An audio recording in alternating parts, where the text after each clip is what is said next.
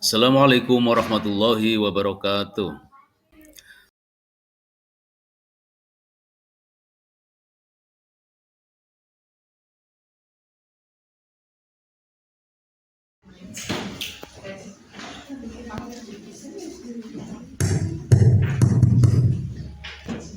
Assalamualaikum warahmatullahi wabarakatuh. Waalaikumsalam warahmatullahi wabarakatuh. Copot.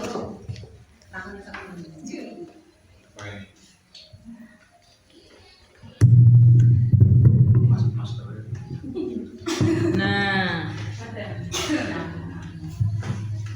Alhamdulillahilladzi arsala rasulahu bil huda wa dinil haq liyuzhirahu ala dini kullih wa kafa billahi syahida. Asyhadu an la ilaha illallah wa asyhadu anna Muhammadan abduhu wa rasuluhu, amma ba'du. Yang terhormat Bapak Pengurus K3S Kecamatan Paguyangan, yang saya hormati Ketua KKGPAI Kecamatan Paguyangan beserta jajarannya, Bapak Ibu Guru PAI SD sekecamatan Paguyangan yang kami banggakan. Syukur alhamdulillah, marilah senantiasa kita panjatkan kehadirat Allah Subhanahu wa taala, karena dengan segala limpahan rahmatnya, maka pada kesempatan siang hari ini kita masih dapat dipertemukan kembali dalam keadaan sehat walafiat, tak kurang suatu apa. Salawat dan salam semoga tetap tercurah kepada junjungan Nabi kita Muhammad SAW. Bapak Ibu yang berbahagia, izinkan kami atas nama pembawa acara KKGPAI Kecamatan Paguyangan hari ini Sabtu tanggal 21 Oktober 2023 membacakan susunan acara. Yang pertama pembukaan, yang kedua sambutan Ketua KKGPAI Kecamatan Paguyangan, yang ketiga pembinaan dan pengarahan dari Ketua K3S Paguyangan, yang keempat materi KKG, yang kelima lain-lain, dan terakhir doa penutup. Marilah untuk mengawali acara pada pagi hari ini bersama-sama kita buka dengan baca ulul kitab Al-Fatihah.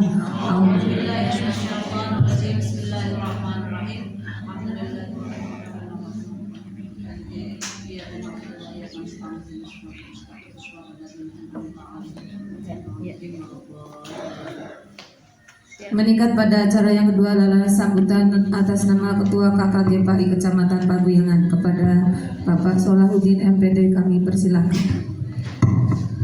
Bismillahirrahmanirrahim. Assalamualaikum warahmatullahi wabarakatuh. Yang kami hormati Bapak Ketua K3S, Bapak Masuhan SPD, yang kami hormati segenap pengurus KKGPAI Kecamatan Paguyangan, yang kami hormati para Bapak Ibu Guru PAI Kecamatan Paguyangan. Alhamdulillah wassalatu wassalamu ala Rasulillah Sayyidina Muhammad ibn Abdillah, la hawla wa la quwata illa billah, amma ba'du. Bapak-bapak, ibu-ibu yang kami hormati, pertama kami atas nama pengurus mengucapkan terima kasih atas kehadiran Bapak Ibu semua dalam kegiatan KKGPAI Kecamatan Paguyangan hari Sabtu tanggal 21 Oktober 2023. Kemudian tak lupa selawat dan salam senantiasa kita sanjungkan kepada Nabi kita, Nabi Agung Muhammad SAW. Bapak Ketua K3S, Bapak Ibu Guru PAI yang kami hormati, untuk agenda acara pada hari ini sebetulnya ada kegiatan pembinaan dari kepengawasan, tapi untuk hari ini beliau izin tidak bisa hadir karena ada istilahnya takziah atau berita duka ya, yaitu saudara beliau, mbahnya katanya itu yang meninggal dunia. Kemudian beberapa teman yang tidak bisa hadir pada hari ini karena ada yang sedang tidak bisa karena sakit, izin sakit, kemudian ada kegiatan yang lain sehingga tidak bisa hadir. Intinya kami atas nama pengurus KKG mohon kepada Bapak Ibu semua supaya kegiatan KKGPAI ini selalu didukung oleh Bapak Ibu. Kalau hanya pengurusnya saja yang aktif, kemudian Bapak Ibu sebagai anggota KKG-nya tidak ikut mendukung kegiatan KKG, ya apalah artinya KKG ini ada di Kecamatan Paguyangan. Oleh karena itu, setiap ada kegiatan KKGPAI mohon untuk bisa hadir sesuai dengan undangan yang sudah diberikan kepada Bapak Ibu. Kemudian untuk kegiatan pada hari ini, insya Allah nanti ada kegiatan yaitu namanya diseminasi penerapan budaya positif di sekolah.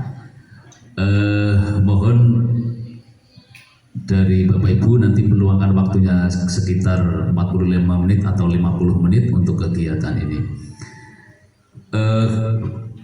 Kemudian untuk kegiatan-kegiatan KKG yang berikutnya insya Allah akan dilaksanakan setengah bulan sekali. Berarti 1 bulan hanya ada 2 kali KKG, karena ini sesuai agenda di awal ya. KKGPAI Kecamatan Paguyangan hanya dilaksanakan 2 minggu sekali, awal bulan atau minggu kedua dan minggu keempat, atau minggu ke-1 dan minggu ketiga. Bapak-bapak, Ibu yang kami hormati, ada pesan dari Bapak Pengawas tadi berkaitan dengan data-data yang diminta kepada Bapak Ibu. Yang pertama adalah data Sarpras yang kemarin, itu mohon dikirimkan datanya ke Tijabri atau lewat grup. Kemudian yang kedua terkait dengan 2 aplikasi, yaitu aplikasi Siaga dan aplikasi Emis.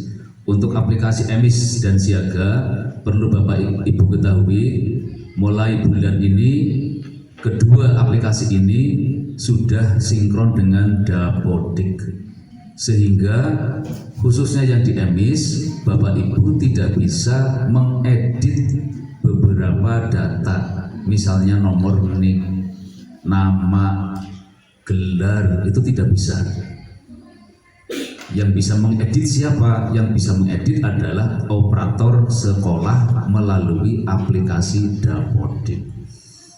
Ini untuk Emisnya. Kalau Siaga mungkin masih bisa, sementara masih bisa diedit. Untuk misalnya Bapak Ibu punya sertifikat piagam STTPL, kegiatan diklat atau apa, masih bisa diupload sendiri. Tapi kalau untuk Emis nanti tidak bisa. Termasuk jadwal ini juga tidak bisa diotak-atik di Emis oleh kita sendiri, karena jadwal itu sudah sinkron dengan jadwal di Dapodik. Itu Bapak Ibu. Itu sementara yang bisa kami sampaikan.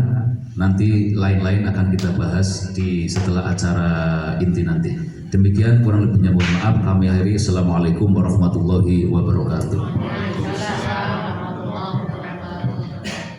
Acara yang ketiga adalah pembinaan dan pengarahan dari Ketua K3S Paguyangan kepada beliau Bapak Masuhan SPD, dipersilakan.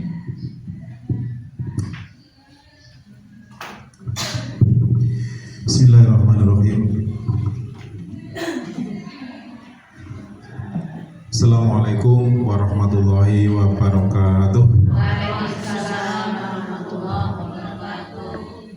Bismillah, alhamdulillah, la hawla wa la quwwata illa billah. Amma ba'du. Yang kami hormati Ketua KKG PAI Kecamatan Paguyangan beserta pengurus yang lain, serta Bapak Ibu guru PAI se-Kecamatan Paguyangan. Puji syukur kehadirat Allah Subhanahu wa taala yang telah melimpahkan segala rahmat dan hidayahnya pada kita semua, sehingga pada pagi siang hari ini kita masih bisa berkumpul, bermuajah, dan bisa bernafas sampai hari ini dalam keadaan sehat walafiat. Amin ya rabbal alamin. Sholawat serta salam marilah kita aturkan dari junjungan kita Nabi Agung Muhammad Sallallahu Alaihi Wasallam, yang selalu kita nantikan syafaatnya fi yaumil akhir. Amin ya rabbal alamin. Bapak Ibu yang kami hormati, sebelum lanjut mohon doa, mohon kita berdoa. Ini Pak Guru agama, insya Allah doanya lebih manjur. Mohon doa untuk diri saya, untuk diri panjenengan, diri kita semua, agar selalu diberi kesehatan oleh Allah Subhanahu wa taala, dilindungi dan dilimpahi rahmat dan hidayah oleh Allah Subhanahu wa taala. Al-Fatihah.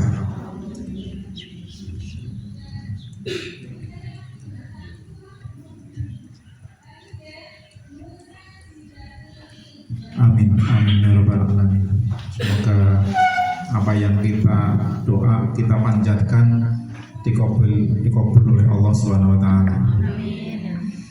Bapak Ibu yang kami hormati, dari 46 guru agama hanya ada 20 ini ya, 20 yang hadir. Berarti semoga yang tidak berangkat hari ini masih dilindungi, masih dalam keadaan sehat. Amin ya rabbal alamin. Bapak Ibu, kalau saya mau menyampaikan pembinaan, kayaknya orang pas, saya bukan orang pembina. Kalau pembina betul, kalau 4B itu pembina tingkat 1. Ya, berarti pas namanya. Ya pas ora pas. Guru kelas, kepala sekolah bina guru ya apa-apa. Ini alhamdulillah hadir lagi 2. Terima kasih dari Universitas Peradaban ini. Anggone kelaminnya apa? Bapak Ibu yang kami hormati, ini Bapak Ibu adalah tulang punggung di SD Panjenengan. Tulang punggung sebagai apa? Sebagai pembina guru atau pembina agama, pembina akhlak buat diri adik-adik anak-anak kita sesekolah. Panjenengan adalah motivator dan juga apa ya, sing memberikan ide itu namanya apa? Inspirator, inisiator kegiatan kemajuan yang ada di sekolah itu adalah di tulang punggung panjenengan. Sebab di masyarakat kita sekarang itu banyak untuk menyekolahkan ke SD itu pikir-pikir. Kenapa pikir-pikir? Ada yang monggo, selamat datang, selamat pagi. Sebelah sana masih kosong Mbak, itu Mbak diisi dulu biar nggak jomplang nanti bisnya.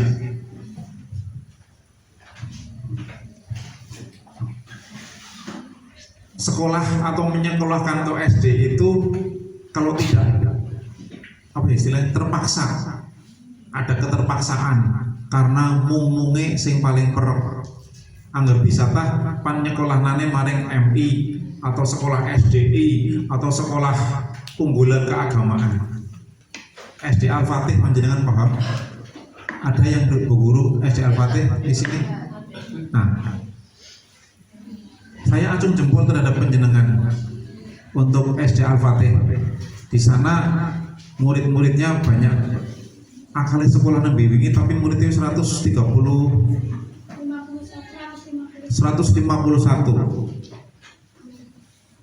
Walaupun dengan cara apapun yang kita tidak tahu, tapi nyataan real muridnya banyak. Kenapa begitu? Wali murid, orang tua masyarakat itu pingin anaknya pinter ning agama. Nah itu tolong panjenengan sebagai tulang punggung di sekolah keagamaannya, pembelajaran keagamaan ataupun pembiasaan keagamaan atau mungkin ekstrakurikuler tentang keagamaan ditambah.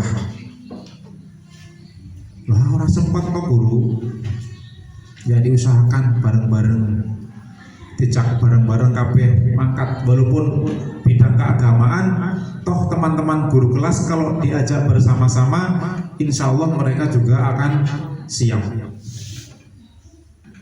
Nah terus untuk hal lain-lainnya, hal lain-lain siapa maksudnya? Ya mungkin sekedar untuk medan atau apa mungkin ya monggo dibicarakan dengan bendahara para sekolah itu, biar SD kita itu menjadi incaran, menjadi tempat sing dikepengini oleh wali murid. Ini untuk kita bersama, bukan hanya SD Pakujengan 3. SD Paku Jati 5 ada nggak Pak Guru agama ini? Ada. Nah, SD Paku Jati 5 itu pan kepriben-priben ya kudu terima ing pandung jumlah muridnya semono. Anggaran jenengan bisa nambah murid, menarik murid dari luar daerah bisa masuk ke situ, itu hebat. Monggo kita cerahkan, kita pancarkan SD kita itu supaya kelihatan dari luar itu dari apanya. Monggo silahkan. Itu adalah tantangan buat kita bersama, buat kepala sekolah. Monggo, selamat pagi.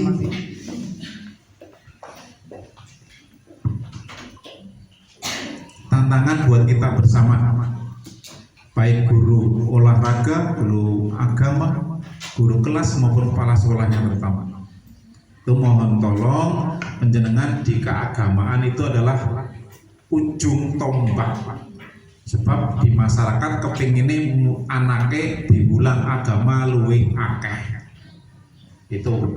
Jadi saya titip pada panjenengan termasuk undur dan sebagainya yang ada di sini, untuk pelajaran agama dimaksimalkan aja. Nanti anak krungu suara ning SD ulangan agamane kurang. Itu sering kita dengar. Mereka memilih MI atau memilih sekolah swasta yang Islami. Itu yang paling utama saya sampaikan. Yang kedua, terima kasih sekali pada panjenengan Bapak Ibu semua yang kemarin sudah mengikuti lomba MAPSI, walaupun di tingkat kabupaten alhamdulillah bisa selamat sampai tujuan dan bisa pulang kembali sampai ke rumah masing-masing dan tidak membawa apa-apa. Terima kasih. Ke depan barangkali panjenengan dengan tadi punya gambaran nyong pengen gawe sekolah nyong bisa moncer. Mungkin dengan itu anak-anak didik kita bisa ikut bersemangat, tambah semangat, sehingga untuk MAPSI yang akan datang bisa kembali membawa kita mengurus KKG, Pak Guru, Bu Gurunya ke tingkat provinsi. Amin ya robbal alamin. Kemudian Bapak Ibu, ini untuk kegiatan kurikulum merdeka, walaupun penjenengan tinggal klik muncul administrasi, klik muncul RPP, muncul modul, muncul apa pirang-pirang, monggo silahkan tetap penjenengan buat jurnalnya atau administrasinya dibuat. Jangan sampai kepala sekolah orang tahu tanda tangan, melasi kepala sekolah ya sekali-kali sebulan sepisan bu apa Pak tanda tangan. Kepala sekolah bangga sekali loh anggar Pak Guru Bu Guru nih anak sing nyodornya tanda tangan, seneng banget tuh. Oh iya nyong dari kepala sekolah jalur kita tanda tangan. Jadi bukan sebagai artis jalur kita tanda tangan, bukan, tapi sebagai kepala sekolah jalur kita tanda tangan tentang administrasi kelas. Aja setahun pisan atau satu semester sepisan tanda tangan ini rapot. Nah, loh, betul kami pilih ya. Makanya kan dibaleni paning sambutannya ya. Lanjut Monggo mitang dulu. Banyoni.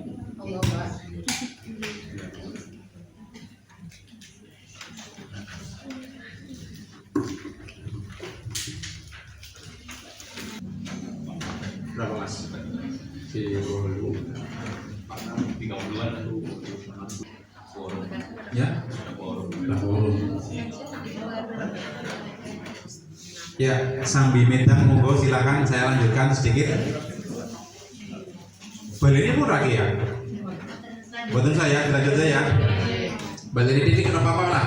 Ini tolong untuk guru agama datang. Penjenengan adalah tulang punggung tentang keagamaan di sekolah.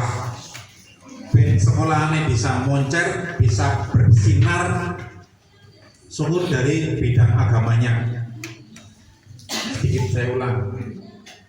Sebab di masyarakat SD dianggap sekolah yang agamanya kurang. Itu. Maka penjenengan saya pacu untuk bisa SD tidak seperti itu lagi. SD saya adalah SD yang maju, SD yang sekolah keagamaannya maju. Itu pan dibaan, sing seneng dibaan, pan berjanji, pan apa boleh, pan yasinan, pan apa silahkan, pan sholawatan monggo, jangan sepi. Jadi sekolahan hari Sabtu itu adalah hari KKG. Jadi kalau anak-anak dibubarkan dulu tidak apa-apa. Jam 9 atau jam 10 bubar boleh. Kepala sekolah insya Allah mengizinkan, silakan. Kepala sekolah saya orang izinkan, bangetan ngomong, laporkan saya. Puasa apa ketika? Ya, KKG itu sangat penting, sangat penting. Jangan sampai panjenengan meremehkan KKG. Melasi Pak Solahuddin. Di sini panjenengan silahkan ngomong atau bertukar kafruh atau berdiskusi. Apa yang kurang panjenengan silahkan melihat SD A, SD B, SD C dan seterusnya, atau mungkin melihat ke SD di luar kecamatan. Bisa kayak seperti itu, bibir ya, caranya ya, itu didiskusikan di sini. Kita cari solusi bersama. Itu. Kalau membutuhkan dana untuk kegiatan tersebut, ngomong. Kami K3S insya Allah akan menyampaikan kepada kepala sekolah keperluan panjenengan apa, kebutuhan panjenengan apa. Kami akan memfasilitasi. Begitu. Jadi kalau misalkan ini KKG urunannya selawe ternyata kok sangat kurang, ya monggo dibicarakan. Tambahin boleh, silahkan ditambahin begitu. Kami yang penting anggaran ataupun program yang panjenengan ajukan, kegiatan itu real dilaksanakan dan kemudian berhasil guna. Itu yang kami harapkan dari kepala sekolah. Dan insya Allah kepala sekolah Kecamatan Paguyangan semua sekarang akan mendukung kegiatan panjenengan.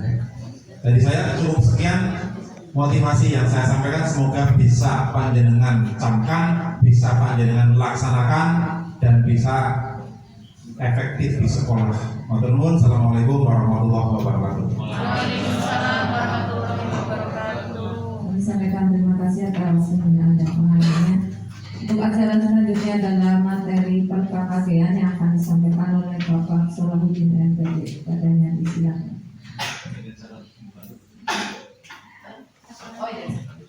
Untuk acara pembukaan kita tutup dulu bersama-sama dengan baca hamdalah. Alhamdulillah. Lanjut ke materi KKG, waktu sepenuhnya kami silakan untuk narasumber. Saya undur diri. Waalaikumsalam.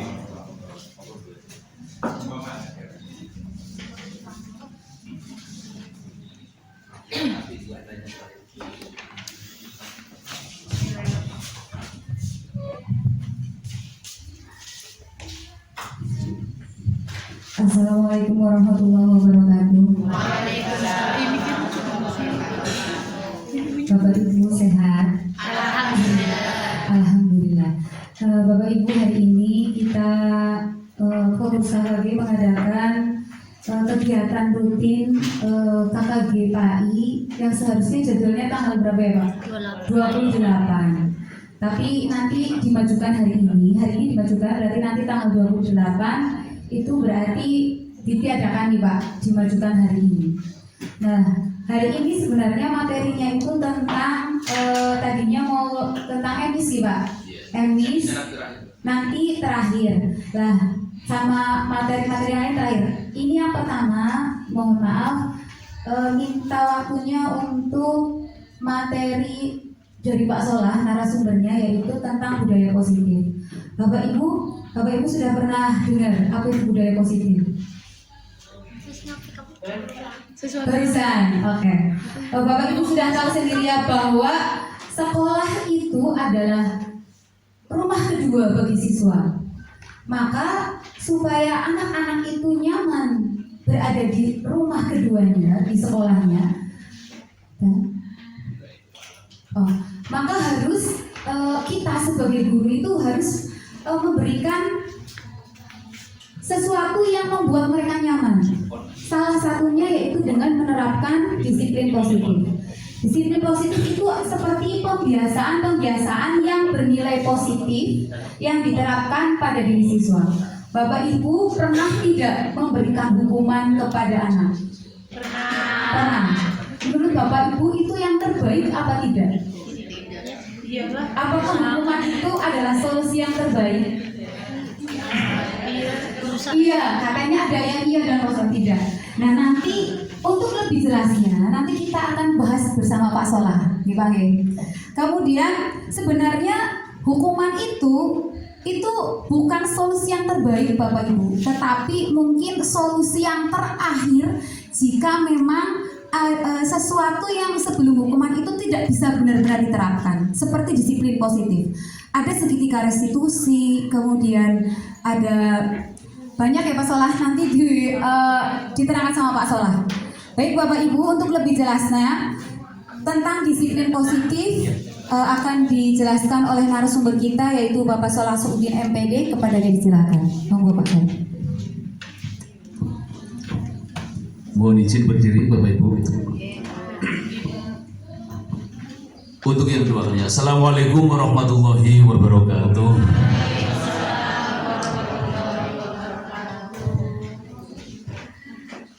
Terima kasih kepada Bu Evi yang sudah memberikan pengantar terkait dengan kegiatan ini. Kegiatan yang akan kami sampaikan itu sebetulnya kami sampaikan di sekolah kami. Tapi melihat kondisi di sekolah kami itu sudah ada 3 orang yang menyampaikan hal yang sama, maka ini kami sampaikan di kegiatan KKG. Karena kami tahu banyak Bapak Ibu yang belum menerima materi yang seperti ini, oleh karena itu kami harus sampaikan supaya guru PAI juga istilahnya mendapatkan hal yang sama ya dengan guru-guru yang lain. Bapak Ibu, kami akan mencoba menyampaikan ini. Mohon maaf nanti kalau ada pertanyaan dan lain nanti di akhir session saja. Yang akan kami sampaikan adalah penerapan budaya positif di sekolah.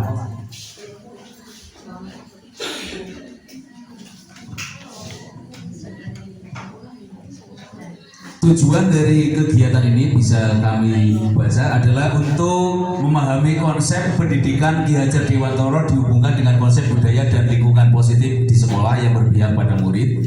Kemudian yang kedua, melakukan evaluasi dan refleksi tentang praktek disiplin dalam pendidikan di Indonesia secara umum untuk mendapatkan pemahaman baru mengenai konsep disiplin positif untuk menciptakan murid dengan profil pelajar Pancasila.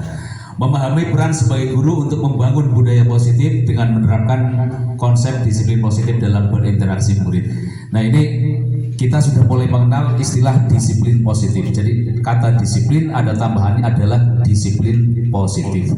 Selama ini kita disiplinnya pasti disiplin yang terkait dengan tadi yang dijelaskan oleh Bu Evi, ada hukuman dan lain-lain. Kemudian disiplin positif dan nilai-nilai kebajikan universal. Nilai-nilai kebajikan universal nanti apa? Nanti akan kita jelaskan dalam slide-nya. Pendidikan kita itu selalu mengacu pada pemikiran beliau, Ki Hajar Dewantoro.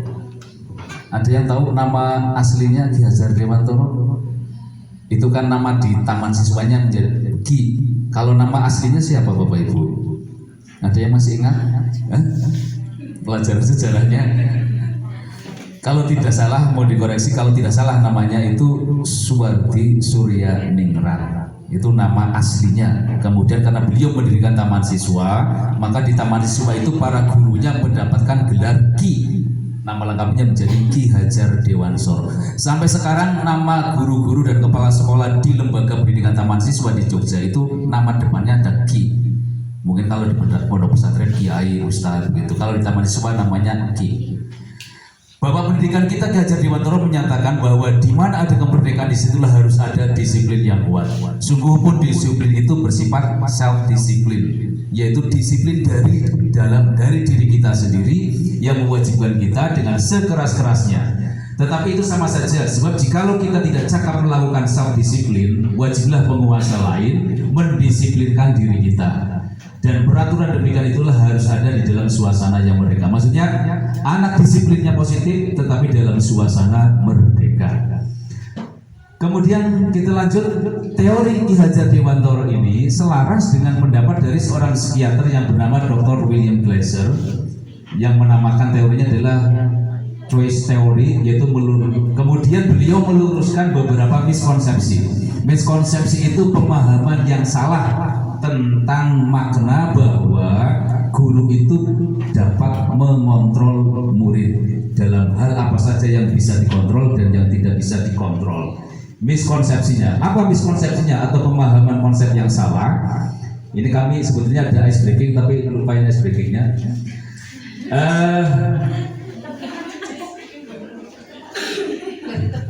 Iya, saya mau coba serius saja lah.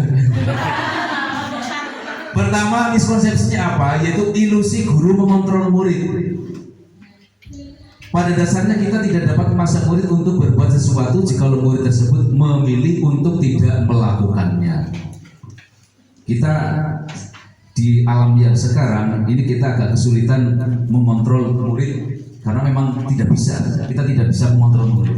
Walaupun tampaknya guru sedang mengontrol perilaku murid, hal demikian terjadi karena murid sedang mengizinkan dirinya dikontrol.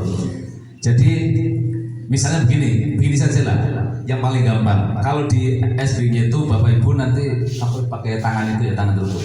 Sekarang saja acara KKG kami mengundang Bapak Ibu.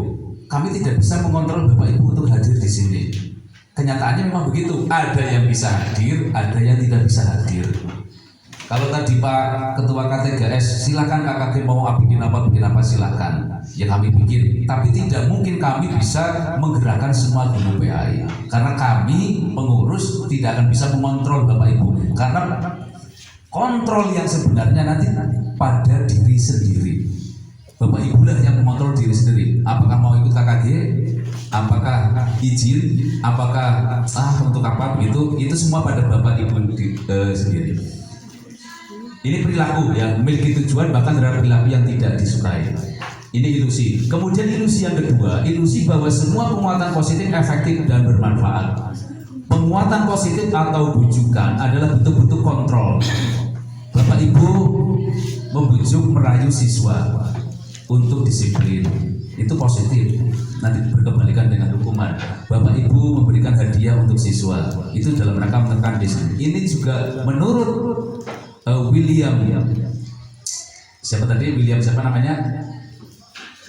William Hassler ini adalah ilusi. Ilusi itu hal yang tidak nyata, mimpi gitu ya. Segala usaha untuk mempengaruhi murid agar mengulangi suatu perilaku tertentu adalah suatu usaha untuk mengontrol murid tersebut. Dalam jangka waktu tertentu, kemungkinan murid tersebut akan menyadarinya dan mencoba untuk menolak bujukan kita. Atau bisa jadi murid tersebut menjadi tergantung pada pendapat sang guru untuk berusaha. Ada ketergantungan antara murid dan guru. Ya, positif, penguatan positif.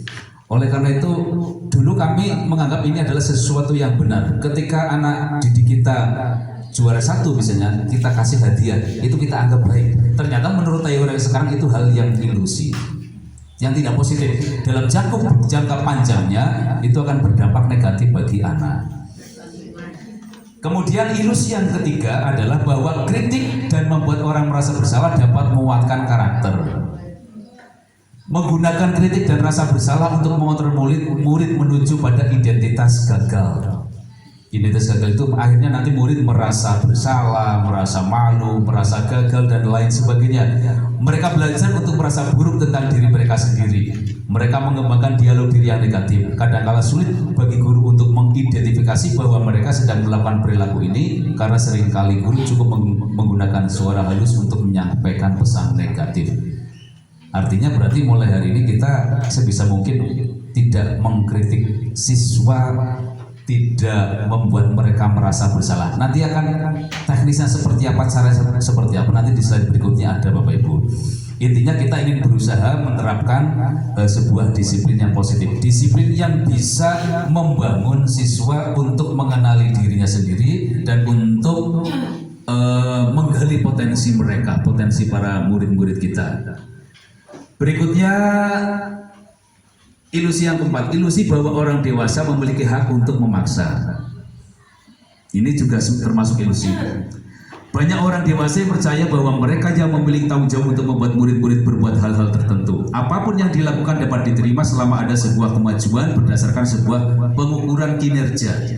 Pada saat itu pula orang dewasa akan menyadari bahwa perilaku memaksa tidak akan efektif untuk jangka waktu panjang dan sebuah hubungan permusuhan yang malah akan terbentuk. Ini ilusi, ada 4 ilusi.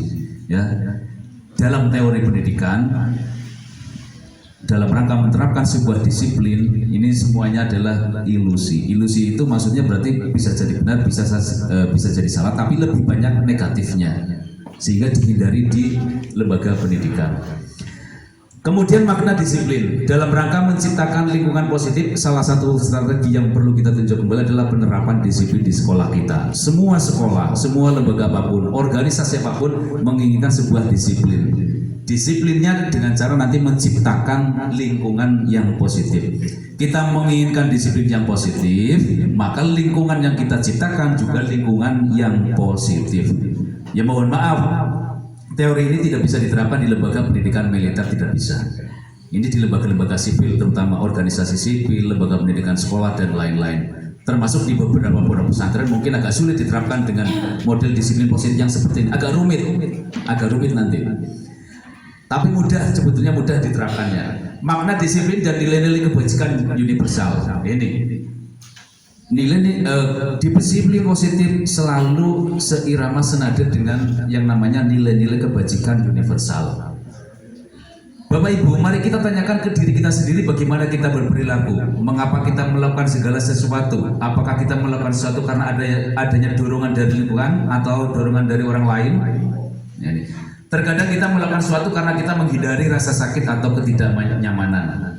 Kita berangkat KKG tidak enaklah sama guru kelas. Ini berarti bukan kepaksaan, itu sudah masuk disiplin, tapi belum positif, gitu ya. Atau kita berangkat KKG karena ingin ketemu dengan seseorang, itu masih.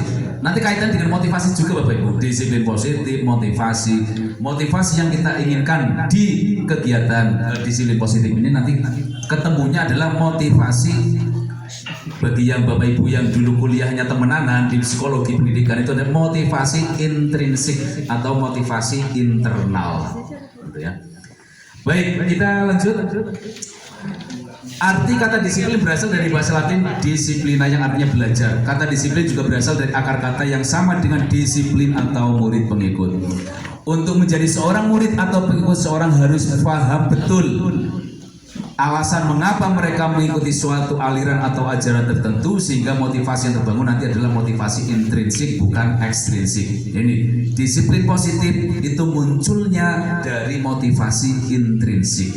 Pertanyaannya adalah bagaimana cara memunculkan motivasi intrinsik pada murid sehingga nanti murid memiliki disiplin positif. Nah, ini nanti arahnya ke sana. Ya, ada aturan, peraturan dan lain sebagainya, nanti bahasanya di slide berikutnya. Ini Bapak Ibu. Jadi untuk yang pertama ini, disiplin positif berkaitan dengan nilai-nilai kebajikan universal yang diyakini oleh murid. Dari nilai-nilai kebajikan universal itulah yang nanti akan membangkitkan motivasi intrinsik pada diri murid. Bukan hanya murid, mungkin kita guru juga perlu. Kita sekarang misalnya sholat kita juga perlu motivasi intrinsik, saya kira. Bukan karena motivasi ekstrinsik. Termasuk untuk mendapatkan balasan dari Allah itu juga termasuk motivasi ekstrinsik. Karena kita mengharapkan sebuah kehidupan yang demikian enak sekali begitu ya. Pak Suswantoro membayangkan 42 bidadari di sana menunggu. Ini ekstrinsik namanya. Ya, ekstrinsik. Ya, yang paling bagus adalah intrinsik. Siji gedurung ya Mas Sus ya. Baik, makna disiplin dan nilai kebajikan universal. Tujuan dari disiplin positif adalah menanamkan motivasi yang ketiga. Nah, motivasi yang ketiga itu apa? Nanti akan kita bahas di belakang. pada murid-murid kita, yaitu untuk menjadi orang yang mereka inginkan dan menghargai diri sendiri dengan nilai-nilai yang mereka percaya atau yakini. Ini tujuan dari disiplin positif. Bukan anak harus jadi ini, jadi harus itu, harus nurut dan lain sebagainya. Tapi untuk menjadi diri mereka sendiri. Mereka ingin apa? Ya, yang mereka inginkan. Kemudian ketika mereka melakukan sesuatu yang menurut kita tidak disiplin, maka kita harus meyakinkan anak, harus mengetahui motivasinya apa. Terus kita kembalikan ke anak. Itu nanti dalam penjelasannya dari Bu Evita tadi yang namanya segitiga restitusi, ada di situ nanti. Intinya anak-anak anak kelas 1 pun misalnya kalau kita tanya nakal dengan teman kamu baik apa tidak, pasti mereka jawabannya tidak. Kemudian kalau menolong teman itu baik apa tidak, pasti mereka menjawab baik. Karena dalam hati nurani setiap manusia itu ada nilai-nilai kebajikan. Apalagi anak-anak yang sering mengikuti kegiatan-kegiatan keagamaan, ikut ngaji, dan TPA, madrasah, itu pasti nilai-nilai kebajikannya sudah tertanam dalam diri mereka. Saya kalau ditanya Pak, kalau ngajarnya bolak-balik dari kelas ke kantor, dari kelas ke kantor, itu baik apa tidak? Oh tidak. Tapi kenyataannya saya masih melakukan hal seperti itu. Itu misalnya kalau ditanya pengawas kalau bertanya ngulang bolak-balik keluar masuk kantor, pegang HP keluar lagi masuk lagi, apalagi sambil udut misalnya. Itu kalau seperti itu kan biasanya guru cenderung akan melawan. Tapi nanti dengan teknik-teknik yang seperti ini biasanya agak luas, karena yang diterapkan bukan penghukuman, bukan memarahi dan lain sebagainya. Nilai-nilai yang dipercaya, yang diyakini benar, gitu ya. Nah, ini motivasi yang ketiga, nanti ada penjelasannya motivasi ketiga. Berikutnya Bapak Ibu, nilai-nilai kebajikan universal adalah nilai-nilai yang disepakati bersama. Konteksnya di kelas ini, Misalnya begini, nilai-nilai kebajikan universal di kelas ini, misalnya ini adalah kelas 5 misalnya, nilai-nilai kebajikan universal yang akan disepakati bersama di kelas ini apa? Misalnya kebersihannya dalam hal apa? Setelah makan jajan, sampahnya dibuang di tempat sampah gitu. Itu nilai kebajikannya adalah kebersihan, kesehatan, kerapian, ketertiban, ada di situ. Nah, nilai kebajikan di sini, nilai kebajikan yang disepakati bersama, lepas dari suku, bangsa, agama, bahasa maupun latar belakangnya. Nilai-nilai ini merupakan payung besar dari sikap dan perilaku kita, merupakan fondasi kita berperilaku. Nilai-nilai kebajikan adalah sifat-sifat positif manusia yang merupakan tujuan mulia yang ingin dicapai setiap individu. Setiap individu itu memiliki sifat-sifat positifnya. Dengan demikian bagaimana? Dengan demikian kita sebagai guru sebisa mungkin menafikan sifat-sifat negatif pada anak. Selama ini kita sering menganggap anak itu dilihat dari satu sisi yang paling menonjolnya. Kalau si anak A misalnya bolak-balik nakal, rewel, itu akan dicap dengan garis merah, anak nakal kelas ini yang sering bikin nangis, anak sekolah kelas ini itu ya sisi negatifnya. Nah, dalam konsep disiplin positif, sisi negatifnya kita abaikan, yang diambil adalah sisi positifnya.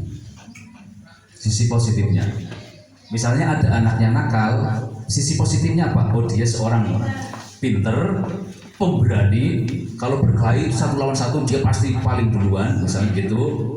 Ada sisi keberaniannya ada. Kemudian biasanya nakalnya nakal kenapa? Terus ditelusuri, nanti ketemu motivasinya apa, penyebabnya apa. Sisi positif manusia. Ya, kita semua pasti punya sisi positif dan punya negatifnya. Ya. Kemudian berikutnya, Dr. William Glasser pada teori kontrolnya menyatakan bahwa setiap perbuatan memiliki suatu tujuan. Bapak Ibu datang ke sini ada tujuannya KKG. Pengurus KKG menyelenggarakan KKG ada tujuannya KKG. Mengemukakan bahwa dengan menaikkan nilai untuk dapat mencapai tujuan mulia yang diinginkan. Ini motivasi intrinsik. Kemudian seseorang yang memiliki disiplin diri berarti mereka bisa bertanggung jawab terhadap apa yang dilakukannya. karena mereka mendasarkan tindakan mereka pada nilai-nilai kebajikan universal. Ini jadi ada disiplin diri, motivasi intrinsik, kemudian nilai-nilai kebajikan universal. Universal itu maksudnya lintas suku, lintas agama. Ya, misalnya tadi tanggung jawab, semua agama mengajarkan hal seperti itu. Ya, nilai-nilai yang universal. Dari sudut pandang agama apa saja pasti baik. Ini contoh-contoh nilai kebajikan yang dilakukan oleh beberapa organisasi termasuk di Indonesia, yaitu profil pelajar Pancasila yang ini. Profil pelajar Pancasila beriman dan bertakwa kepada Tuhan Yang Maha Esa, Maha Mulia, mandiri, bernalar kritis, berbineka global, berketuhanan kreatif. Ini saya kira Bapak Ibu sudah mengenal semua dan mungkin lagu-lagunya juga sudah bisa sendiri. Tepuk tangannya juga ada, ini yang profil pelajar Pancasila. Kemudian contohnya lain dari organisasi yang lain, dari IBO Primary Years Program, sikap murid, toleransi, rasa hormat, integrasi. Ini semua adalah nilai-nilai kebajikan yang universal ini. Ya, komitmen, percaya diri. Ini yang profil pelajar Pancasila. Nah, dari kesemua contoh-contoh nilai-nilai kebajikan yang diterapkan, ini juga masih ada di pendidikan kita adalah dengan yang tadi, yaitu profil pelajar Pancasila. Ini yang lain ada cinta Tuhan dan seterusnya sama. Ini kalau kita agama Islam juga ini bagus semua nilai kebajikan, ini tidak ada yang jelek. Walaupun mungkin penciptanya bukan orang-orang Islam atau non Muslim. Itu contoh. Nah, ini contoh-contoh nilai kebajikan dari organisasi yang lain, dari The Virtus Project nilai kebajikan. Ada peduli, rajin. Ini semua nilai kebajikan. Ya, contoh nilai kebajikan. Contoh yang gampang, rajin misalnya, nilai kebajikan rajin nanti diturunkan menjadi beberapa perbuatan atau perilaku. Datang tepat waktu berarti rajin misalnya. Kemudian PR selalu dikerjakan, itu juga rajin. Selalu membantu ibu di rumah, ya rajin misalnya. Ini banyak. Keberanian misalnya, tentunya diambil nilai-nilai yang positifnya. Ya. Keberanian, berani mencuri mangga itu bukan, ya, tidak masuk ke sini. Yang positif. Dan seterusnya nanti bisa dieksplor lebih jauh oleh Bapak Ibu. Kemudian kami masuk pada materi yang kedua, teori motivasi hukuman dan penghargaan restitusi. Ini yang tadi sudah disinggung oleh Bu Evi. Motivasi untuk memotivasi manusia itu dalam berperilaku itu ada 3 motivasi atau didasari oleh 3 motivasi. Yang pertama, untuk menghindari ketidaknyamanan atau hukuman. Saya bertanya kepada Bapak Ibu ada di sini karena motivasi yang pertama, tidak nyaman lah dipendirikan kepala sekolah misalnya, atau disuruh kepala sekolah ikut KKG untuk mendapatkan imbalan. Bikin Mas Misbah lumayan wali transport misalnya, ini berarti yang kedua Mas. Misalnya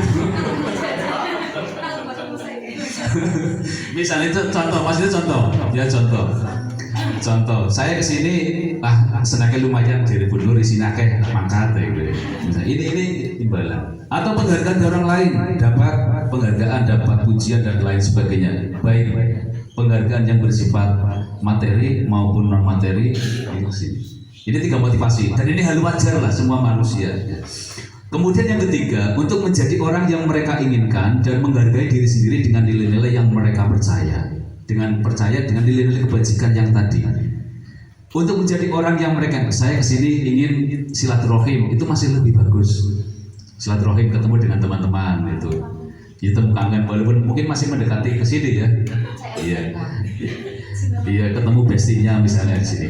Membangun yang jelas adalah untuk menghargai diri sendiri. Maksudnya bagaimana? Kita diundang orang, berarti menghargai orang yang mengundang. Secara tidak langsung orang yang mengundang tahu kita datang, berarti orang itu akan menghargai diri kita yang hadir ini. Kalau dalam konsep Islam, undangan yang wajib dihadiri adalah undangan walimatul urs wajib. Saya kira semua undangan yang kita wajib hadiri lah, gitu, wajib dihadiri. Walaupun secara hukum ya walimatul urs yang wajib dihadiri. Karena apa? Karena kalau kita hadir, tentu kita dianggap akan menghormati orang yang mengundang kita. Nah, ini motivasi yang ketiga, yang tadi disinggung di motivasi ketiga yang akan diterapkan pada disiplin positif. Berikutnya hukuman, konsekuensi, dan restitusi. Dulu saya hanya mengenal istilah hukuman. Beberapa minggu kemarin atau beberapa bulan kemarin kami mengenal adanya konsekuensi, adanya restitusi. Ini bagi saya adalah hal yang baru. Entah bagi Bapak Ibu mungkin sudah mengenal istilah-istilah ini. Tapi bagi saya selama kuliah sampai kemarin kuliah saya baru mengenal ada istilah restitusi. Ini yang pertama, yang ketiga. Kalau konsekuensi pernah beberapa, tapi restitusi saya tahunya restitusi pajak. Ketika pajak kelebihan itu diretur gitu, ada restitusi pajak. Kemudian apa itu yang dimaksud itu ada hukuman. Tindakan terhadap suatu pelanggaran pada umumnya berbentuk hukuman. Anak salah tidak mengerjakan PR langsung diberi hukuman, entah nilainya 0 atau disuruh mengerjakan di luar kelas dan lain sebagainya, itu hukuman. Atau konsekuensi. Konsekuensi itu adalah sebuah semacam bentuk tanggung jawab karena adanya peraturan. Misalnya begini, jika ada beberapa sekolah yang membuat aturan kelas begini, jika anak tidak masuk 1 hari karena tanpa izin, tidak izin, maka didenda 1.000. Kalau nggak salah dulu ada sekolah yang kelas yang seperti itu. Saya ada guru, kenapa iuran tidak masuk Pak berapa hari? 2 hari. Oh berarti iuran kas 1 harinya 1.000. Atau anak tidak piket, nanti ada konsekuensinya Pak. Jadi konsekuensi itu biasanya karena sudah ada peraturan, ada perjanjian. Yang diberi konsekuensi tahu. KKG misalnya bikin konsekuensi, yang tidak hadir KKG denda 50.000. Sepakat? Itu konsekuensi. Itu konsekuensi. Kalau hukuman, tadi Pak Masruhan sudah menghukum secara verbal. Selamat pagi Bu. Itu hukuman secara verbal itu. Iya sendiri, tapi itu sebenarnya hukuman juga. Akhirnya kan kalau saya di itu kan juga pasti duduk-duduk gitu ya. Ada perasaan wisawan kok pagi gitu ya. Ini maksudnya hukuman. Kemudian yang ketiga, dengan modul ini, dalam modul ini akan program disiplin positif yang dimana restitusi ini yang dinamakan restitusi. Ini saya sendiri baru mengenal restitusi. Apa restitusi itu? Definisi restitusi adalah proses menciptakan kondisi bagi murid untuk memperbaiki kesalahan mereka sehingga mereka bisa kembali pada kelompok mereka dengan karakter yang lebih kuat. Ketika kita mengetahui ada anak yang berbuat salah, tidak harus disalah-salahkan terus, tidak harus dihukum, tidak harus dibuat sampai nangis merasa bersalah dan lain sebagainya. Tapi apa yang kita lakukan? Yang kita lakukan adalah dengan restitusi ini, mengembalikan keyakinan diri mereka, membangun kepercayaan diri, kemudian membangkitkan nilai-nilai kebajikan yang ada pada diri anak. Ini restitusi. Ini yang baru saya tahu. Ya hampir mirip-mirip sih. Ya, ini sebetulnya kalau ya hukuman juga, cuma caranya tidak menghukum.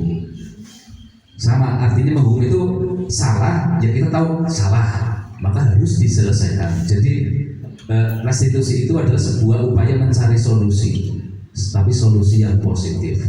Tidak ada hukuman, tidak ada konsekuensi, sehingga anak merasa nyaman. Maksudnya bukan kita membenarkan yang salah Bapak Ibu. Pak saya tidak sholat, ya tidak apa-apa, semua orang juga tidak sholat. Bukan itu maksudnya. Bukan.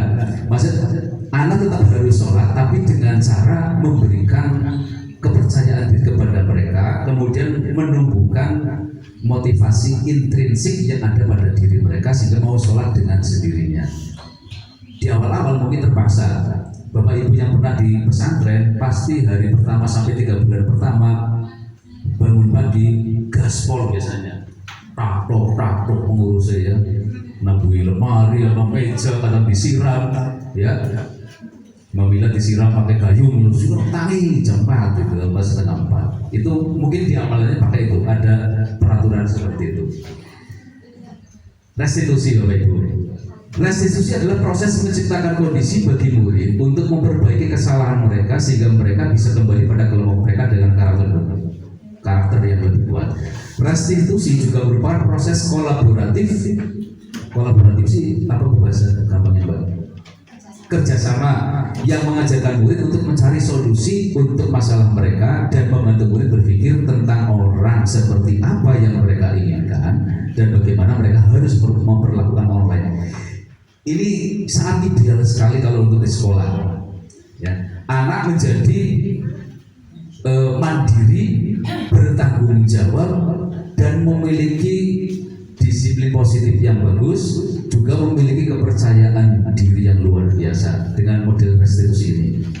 Ya, kalau dengan hukuman itu jelas mematikan kreativitas dan lain. Nanti ada penjelasannya Bapak Ibu. Nah, ini perbedaan dari masing-masing ketiga yang kami jelaskan. Ada hukuman, konsekuensi, restitusi. Hukuman, murid anak membenci peraturan, cenderung membenci aturan. Para supir-supir itu membenci peraturan lalu lintas lampu merah. Mas Amin agar ngaji barang melon lampu merah tuh, masih oren, tabrak baik, gitu misalnya begitu ya. Biasanya kita kalau yang jalan di jalan, peraturan tergantung dibenci. Kalau konsekuensi, murid atau anak menghormati peraturan, patuh dengan peraturan itu karena takut konsekuensi dan lain-lain. Nah, yang restitusi, murid anak menghormati dirinya dan orang lain. Kenapa Anda datang hari ini? Melasi ngundang, wis nyebar undangan, Mbak Evita masih bolak-balik ngedit masalah tekan. Itu berarti menghormati orang lain, gitu. Kemudian negatif, netral, positifnya. Kalau hukuman ini bersifat negatif, awas kalau diulang lagi, ya awas nanti. Ini ada ancaman-ancaman. Konsekuensi, lakukan apa yang saya katakan. Ini juga masih perintah, ada peraturan. Kalau restitusi, bahasnya beda lagi. Apakah hal ini yang sesungguhnya ingin kamu lakukan? Jadi kalau ada anak nakal, apakah yang sesungguhnya ingin kamu lakukan? Enggak sengaja Pak, saya enggak sengaja. Itu misalnya ada anak nangis begitu. Kemudian mode paksaan, stimulus, respon. Kemudian kalau hukuman ini modelnya paksaan, harus, mau tidak mau harus. Terlambat berdiri depan, angkat kaki satu, pegang telinganya, ini paksaan. Stimulus respon itu bisa dengan yang positif, misalnya siapa yang berangkat duluan persatu dapat hadiah. Ini stimulus rangsangan, responnya berarti yang merespon muridnya, ada stimulus respon. Nah, yang restitusi ini menggunakan teori kontrol. Hukuman mendorong menyalahkan diri. Saya ketika dihukum akan menyalahkan diri saya, kenapa saya melanggar peraturan itu sehingga saya akhirnya dihukum. Konsekuensi mendorong kepatuhan. Saya menjadi patuh karena konsekuensi kalau tidak patuh akan mendapatkan ini begitu. Nah, restitusi itu mendorong disiplin positif. Karena sudah lepas dari hal-hal yang bersifat eksternal, semuanya berasal dari internal.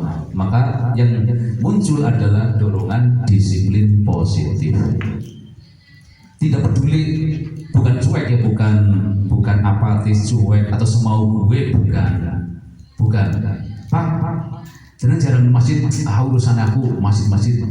Pak, jangan jarang sholat, urus. Nentak deh. Baterai nentek nih. Ya, bukan cuek seperti itu, bukan ya. Ini nanti dibedakan. Seperti nanti ada penjelasan.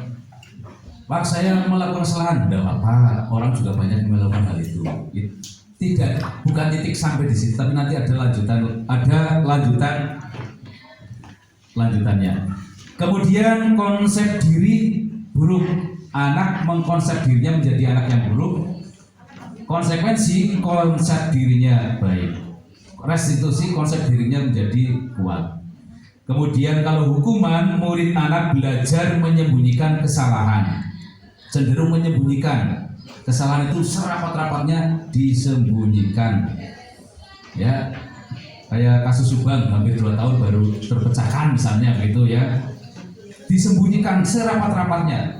Kemudian anak belajar taat peraturan, tapi taat peraturan karena ada konsekuensi. Kemudian yang restitusi, murid anak belajar memecahkan masalah. Dan justru kalau ini anak dibuat mandiri, kreatif, tanggung jawab, mencari solusi, mencari pemecahan masalah. Kenapa saya bangunnya terlambat? Gitu. Ya, kalau orang tua yang hukuman, langsung anak itu dihukum. Kalau anak itu orang tua yang konsekuensi, langsung anak itu diberi konsekuensi. Nah, kalau restitusi, ketika anak bangun terlambat, maka menggunakan pemecahan masalah. Dicari pemecahan masalahnya. Kenapa bangun terlambat? Atau kenapa ke sekolah datang terlambat? Pertama alasan mungkin anggudesnya telat gitu. Kemudian kenapa? Ya mungkin selalu. Itu kalau walaupun selalu ya Mbak ya. Walaupun anak ini selalu melakukan hal yang sama terlambat, Senin, Selasa, Rabu, Kamis, Sabtu terlambat terus. Alasannya dari mulai anggudesnya, misalnya yang naik anggudes, atau ojeknya telat, atau ibunya masaknya kesiangan, atau mandinya dan mencari sepatu, banyak alasan-alasan. Nah, itu kita cari solusinya kenapa anak ini terlambat. Berikutnya Bapak Ibu, dihukum oleh penghargaan. Ini penghargaan malah penghargaan menjadi hukuman. Suatu penghargaan adalah suatu benda atau peristiwa yang diinginkan yang dibuat dengan persyaratan. Hanya jika Anda melakukan hal ini, maka Anda akan mendapatkan penghargaan yang diinginkan. Jika saya mengharapkan suatu penghargaan dan tidak mendapatkannya, maka saya akan kecewa dan berkecil hati, serta kemungkinan lain kali saya tidak akan berusaha sekeras sebelumnya. Jika kita memberikan seseorang suatu penghargaan untuk melakukan sesuatu, maka kita harus terus-menerus memberikan penghargaan itu. Jika kita ingin orang tersebut meneruskan perilaku yang kita inginkan, orang yang berusaha berhenti merokok atau orang yang berusaha diet menguruskan badan, bila diberikan penghargaan hampir pasti tidak berhasil. Ini penghargaan itu sebagai sebuah hukuman. Kemudian ini lagi, penghargaan merusak hubungan. Ketika seorang diberi penghargaan atau dipuji di depan orang banyak, maka yang lain akan merasa iri. Ini sering kita lakukan, saya juga sering melakukan ketika ada kelompok-kelompok. Oke bagus, kelompok A nilainya 100, berarti siapa yang paling bagus kelompok A? Lah kelompok yang B, C, D yang nilai merasa rendah itu merasa iri, kecewa dan lain sebagainya. Ini termasuk hukuman. Saya kira itu penghargaan itu bisa bernilai positif bagi anak, memberi semangat. Ternyata kalau salah tempat atau salah kita mengambil dengan penghargaan ini menjadi penghukum bagi yang lain. Jika seorang guru sering memberikan penghargaan kepada murid-muridnya, besar kemungkinan murid-muridnya termotivasi hanya untuk menyenangkan guru. Mereka tidak akan bersikap jujur kepada guru tersebut. Penghargaan menciptakan persaingan di dalam kelas dan persaingan menciptakan kecemasan. Mereka yang percaya bahwa mereka tidak memiliki kesempatan untuk mendapatkan penghargaan akan berhenti mencoba. Ya ini ternyata masih harus kita dalami lagi terkait dengan penghargaan itu menjadi sebuah hukuman bagi anak. Di sini adalah penghargaan merusak hubungan. Yang jelas kita memang harus bersikap adil kepada siswa. Ketika anak pintar terlalu kita sanjung-sanjung, kita puji-puji terus, ada kemungkinan anak yang merasa tidak pintar itu akan menjadi semakin kecewa dan dalam sekali nanti kekecewaannya dan seterusnya sampai nanti mungkin dia tidak bisa bangkit dari kekecewaan akibat secara tidak langsung akibat kesalahan kita mensikapi anak yang seperti itu. Benci pada gurunya. Ya, berarti nanti kita tidak boleh memberikan hadiah kepada anak. Itu penghargaannya boleh, tapi mungkin dikemas sedemikian rupa supaya kalau dalam bentuk lomba mungkin biasa ya Bu ya, dalam bentuk lomba. Kalau dalam sehari-hari itu yang bisa menjadi hukuman. Kalau lomba, berarti lomba mamsi nggak usah ada piala, nggak usah dia. Nah, beda itu lomba. Itu kan sifatnya temporer. Kemudian penghargaan menurunkan kualitas. Ini kita skip saja. Penghargaan mematikan kreativitas. Murid-murid diminta berpikir mengenai hadiah atau penghargaan yang bisa mereka dapatkan bila berhasil menulis sebuah puisi. Kreativitas kelompok murid-murid ini menjadi berkurang dibandingkan dengan yang tidak diberitahukan tentang hadiah. Kembali Bapak Ibu, ini apabila motivasi intrinsik pada anak sudah terbentuk. Kalau belum terbentuk memang agak sulit sekali. Anak melakukan apa saja pasti masih terkait dengan hukuman, dengan penghargaan. Istilahnya ada stimulus respon atau motivasi eksternal. Yang paling penting berarti membangun motivasi intrinsiknya. Penghargaan itu menghukum. Penghargaan menghukum mereka yang tidak mendapatkan penghargaan. Misalnya dalam sistem ranking, mereka yang mendapatkan ranking kedua akan merasa paling dihukum. Memberikan penghargaan dan hukum adalah hal yang sama karena keduanya mencoba mengendalikan perilaku seorang. Karena orang pada dasarnya tidak suka dikendalikan dalam jangka waktu lama, penghargaan akan terlihat sebagai hukuman. Jika suatu penghargaan diharapkan, namun Anda tidak mendapatkannya, Anda akan merasa dihukum. Ya, kita ingat ketika kecil mungkin pernah oleh orang tua diberi hadiah, misalnya kamu kalau juara 1 naik ke kelas 5 nanti dikasih sepatu baru misalnya. Pada suatu saat ternyata tidak bisa diberikan sepatu, kecewa. Dan anak yang dikecewakan mungkin lama sekali dipendam kekecewaannya itu. Ini penghargaan itu menjadi sebuah hukuman bagi yang lain, ya, yang tidak mendapatkan penghargaan. Bapak Ibu, berikutnya motivasi dari dalam diri. Nah, adanya penghukuman berupa penghargaan ini, makanya diperlukan adalah motivasi dari dalam. Selanjutnya, misalnya ini ada pertanyaan hukuman atau konsekuensi. Nanti kita pakai di akhir saja. Di akhir saja ada pertanyaan seperti ini. Berikutnya adalah keyakinan kelas. Apa itu keyakinan kelas? Keyakinan kelas adalah nilai keselamatan atau kesehatan. Ini nilai yang disebut dengan keyakinan. Nilai-nilai kebajikan universal yang tadi dari 6 itu, Bapak Ibu, itu menjadi keyakinan kelas. Nilai-nilai kebajikan universal yang disepakati secara tersirat dan tersurat oleh murid-murid kita di kelas. Bapak, Ibu boleh melakukan sebuah eksperimen di satu kelas. Ada Bapak kelas yang tinggi, misalnya kelas 4 atau 5 yang mereka nalarnya sudah agak lumayan. Silakan membuat sebuah keyakinan kelas. Misalnya kelas itu kebersihannya harus bagaimana? Nilai kebajikan di kebersihan, kedisiplinan dan lain-lain.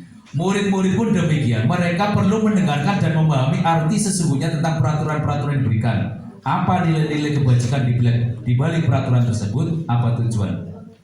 Nah, ini terkait dengan keyakinan kelas. Kalau Bapak Ibu membaca di tembok kelas ada keyakinan kelas, itu yang dimaksud dengan keyakinan kelas. Artinya keyakinan kelas itu berarti nilai-nilai kebajikan yang ingin diterapkan di kelas itu berdasarkan kesepakatan bersama. Misalnya kelas itu menyepakati, Bu, untuk istirahat setengah jam jadi 1, ya silakan, itu kalau kesepakatan, ya kesepakatan misalnya. Kemudian keyakinan seorang akan lebih memotivasi seorang dari dalam. Seseorang akan lebih bergerak dan bersemangat untuk menjalankan keyakinannya daripada hanya sekedar mengikuti. Nah, contoh misalnya ini Bapak Ibu, ada sebuah peraturan di sekolah kita.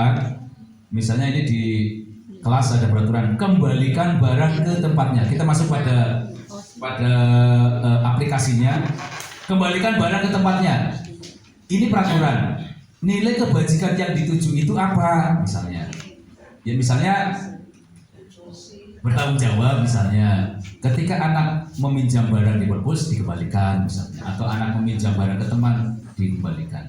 Kemudian ada peraturan lagi, dilarang mengganggu orang lain. Ini peraturan di kelas teman maksudnya ya, dilarang mengganggu teman. Nilai kebajikan yang dituju itu apa? Misalnya saling menghormati dan seterusnya. Misalnya ini hadir di sekolah 15 menit sebelum pelajaran dimulai. Ini menghormati orang lain, komitmen, disiplin dan lain sebagainya. Sama. Ini contoh jawabannya seperti ini. Ini berarti nilai kebajikan yang dituju dan disepakati oleh siswa. Sehingga apa Bapak Ibu? Ketika nanti ada siswa yang hadir di sekolah lebih dari 15 menit, akan diajak berdiskusi tentang ini. Menghormati orang lain, bukan akan dihukum berdiri atau lari mengelilingi lapangan. Dilarang melakukan kekerasan. Ini yang lagi marak sekarang di sekolah-sekolah. Ini ada materi pembulian ya. Ini kita sebagai guru PAI tentu mendukunglah pembulian. Kemarin Bapak Ibu mengisi apa Mas Amin namanya apa itu yang kemarin? Sulinjar apa? Sulinjar ya. Sulinjar survei lingkungan belajar. Bapak Ibu mengisi Bapak Ibu? Sebaik-baiknya ngisinya Bapak Ibu ya biasanya. Dilarang melakukan kekerasan, keamanan, saling menghormati, pergantian menu giliran dan seterusnya. Ini prosedurnya kita tips saja. Langsung pada ini contoh keyakinan kelas seperti ini Bapak Ibu. Kemudian kebutuhan dasar manusia. Manusia itu memiliki kebutuhan dasar. Minimal ada 5 menurut teorinya. Yang pertama adalah manusia perlu bertahan hidup. Yang nomor 1, bertahan hidup. Semua manusia ingin bertahan hidup, bekerja, cari uang dan sebagainya. Kemudian kasih sayang dan rasa diterima. Ini kebutuhan ini bukan seperti kebutuhan versinya Maslow yang segitiga piramid itu, piramid terbalik ya. Kalau Maslow kan kalau makan sudah terpenuhi, pakaian sudah terpenuhi, rumah sudah terpenuhi, apalagi? Iya, biologisnya sudah terpenuhi, non biologisnya terus kesana kemari. Itu tidak sampai. Ini bukan teorinya Maslow yang bertingkat piramid terbalik. Kasih sayang, rasa diterima. Kemudian yang 4. Yang ketiga penguasaan. Yang keempat kebebasan. Yang keempat kebebasan dan yang kelima kesenangan. Ini kebutuhan murid-murid Bapak Ibu ketika nanti Bapak Ibu menjumpai murid-murid yang melanggar peraturan-peraturan atau melakukan sebuah keanehan-keanehan. Ini motivasinya ini. Ada bertahan hidup, kasih sayang dan rasa diterima, kemudian penguasaan, kebebasan, dan kesenangan. Pengertiannya nanti begini Bapak Ibu. Kebutuhan bertahan hidup adalah kebutuhan yang bersifat fisiologis untuk bertahan hidup, misalnya kesehatan rumah dan seterusnya. Ini bertahan hidup. Saya kira ini sudah paham Bapak Ibu. Kasih sayang dan rasa diterima, love and belonging. Kebutuhan ini dan 3 kebutuhan berikutnya adalah kebutuhan psikologis. Ya, kalau tadi bertahan hidup itu fisiologis, fisik ya, kebutuhan fisik atau kebutuhan biologis. Nah, yang mulai ini kasih sayang dan rasa diterima adalah psikologis. Apa saja psikologis ya? Berarti yang ketiga penguasaan. Nah, ini kebutuhan ini berhubungan dengan kekuatan untuk mencapai sesuatu, menjadi kompeten, menjadi terampil, diakui atas prestasi. Ini penguasaan. Kita jangan menyalahkan anak yang selalu caper di kelas. Mungkin dia memiliki kebutuhan penguasaan. Atau kita jangan langsung menghukum anak yang selalu nakal dengan teman anak putrinya. Mungkin dia butuh penguasaan. Anak yang di rumahnya mungkin terlalu diprotek oleh orang tuanya, begitu keluar, nah itu dia memiliki kekuasaan. Wah, ini mata saya tidak berkuasa sekarang di sekolah, semuanya harus dibawa kekuasaan saya. Itu bisa jadi seperti itu. Kemudian kebebasan. Ini sama, anak yang di rumah terlalu dikekang oleh dengan aturan. Awas, sore-sore pulang mandi, makan ini, malam jangan kelayaban. Dan ketika di sekolah dia membutuhkan kebutuhan yang lain, itu kebutuhan kebebasan. Kebutuhan untuk bebas, kebutuhan sehingga dia ketika diajar tidak mau diam. Biasa kalau di rumah sedang tidur teratur, di sekolah tidur. Ini mungkin seperti ini, ada kebutuhan yang lain yang belum terpenuhi. Nah, kewajiban kita sebagai guru adalah berusaha memahami dan memenuhi kebutuhan anak-anak itu. Yang kelima, yang terakhir kesenangan. Kesenangan fun ya, kebutuhan untuk mencari kesenangan bermain dan tertawa. Ya sama lah. Bapak Ibu juga mungkin mengalami hal seperti itu. Ketika di rumah bosan, jenuh, itu lagi misalnya itu ya, itu akan mencari kesenangan, perlu refreshing kemana ya, KKB di kelas terus bosannya bunuh ya, bosan perlu kesenangan fun, sekali-kali ke warung, sekali-kali ke objek wisata ya. Ini kebutuhan Bapak Ibu, itu tidak bisa dipungkiri lah, semua manusia memang seperti itu, kebutuhannya gitu. Anak juga begitu, di kelas terus bosan, mereka ingin senang, ya silakan belajar, kan sekarang merdeka, bawa ke sawah, ke hutan, ke kebun, kan silakan, tidak apa-apa. Ini sehingga anak lebih banyak kesenangan, ada bermain dan lain sebagainya. Itulah 5 kebutuhan dasar manusia. Contoh kasus begini Bapak Ibu. Ibu Ambar, guru wali kelas 2A di SD Pelita, bingung menghadapi pula salah satu murid kelasnya, Doni. Beberapa anak di kelas 2A telah datang padanya dan mengatakan Doni yang seringkali minta bekal, malah gitu ya, minta bekal. Nah, jika Anda menghadapi situasi seperti itu, apa yang akan dilakukan? Menurut Anda kira-kira apa alasan Doni melakukan? Ini sudah langsung praktek Bapak Ibu, ada kasus seperti ini. Anak suka malah temannya di kelas. Solusinya seperti apa? Pertama, analisis kasusnya. Apabila Doni ditanya oleh guru menjawab, karena lapar bu, orang tua tidak membawa. Nah, maka kebutuhan dasar yang sedang berusaha dipenuhi adalah kebutuhan bertahan. Nah, daripada mati di kelas misalnya, karena tidak karena lapar, kepala gurunya nanti disalahkan sebagai sebuah pembunuhan tidak berencana kan, pembunuhan itu. Maka oh ya sudah. Berarti apa? Kita solusinya apa? Ya kalau kita ada uang, ya dikasihlah uang untuk ganti anak yang tadi dipalak itu. Cuma malahnya jangan lupa banget, masa malah karena lapar tidak bawa samu sampai semua anak diminta lah semua, ini berarti sudah beda lagi. Ini contohnya misalnya karena lapar. Kemudian analisis kasus yang kedua, apabila Joni menjawab alasannya mengambil bekal temannya karena dia merasa senang, temannya jadi memperhatikan dia. Ketika temannya melaporkan tindakan kepada gurunya dan gurunya memberitahu orang tuanya, sehingga orang tuanya jadi memperhatikan dia. Nah ini kebutuhannya kasih sayang. Senang, ada memang anak tersebut senang. Kenapa dia salah? Enggak. Kamu marah? Enggak. Ya usil, bahasa enak usil, karena usil gitu. Kemudian analisis kasus yang kedua, maksudnya analisis dari kasus tersebut, apabila jawabannya dia merasa hebat karena teman jadi takut. Nah ini kebutuhannya adalah kekuasaan. Dia ingin berkuasa di kelas itu.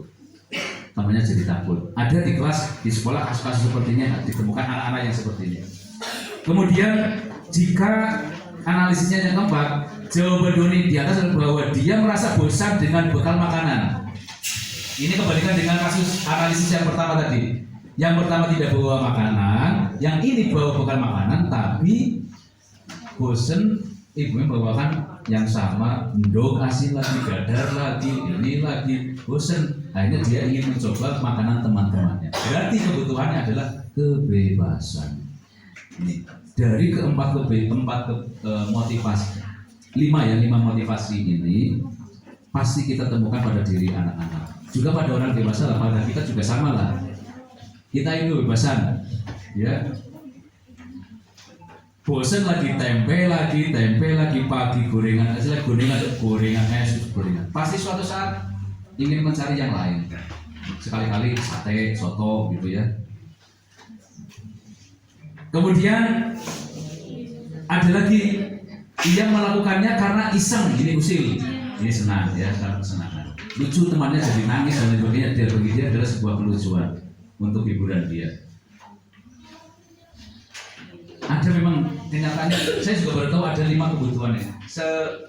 Setahu saya kebutuhan itu ya kebutuhan Maslow, kebutuhan dasar. Ternyata ada kebutuhan dasar yang versi seperti ini. Bapak Ibu, lanjutannya kita restitusi Bapak Ibu. Ini mohon maaf masih 2 lagi. Restitusi. Tulisannya jelas Bapak Ibunya bisa dibaca ya. 5 posisi kontrol. Ada 5 posisi kontrol. Ini maksudnya diberikan oleh Bapak Ibu guru. 5 posisi kontrol itu apa saja? Yang pertama adalah nanti kita bisa merefleksi diri kita sendiri. Pertama penghukum, yang kedua sebagai pembuat rasa bersalah, yang ketiga teman, keempat pemantau, yang kelima manajer. Ini posisinya seperti 5 posisi kontrol seorang guru, kira-kira nanti seperti ini. Dan kita pasti ada di kelima-limanya, ada semua lah. Ada penghukum, ada ini ya, ada semua. Ini posisi kontrol seorang guru. Tapi kita sedang mencari yang ideal, yang terbaik, ya.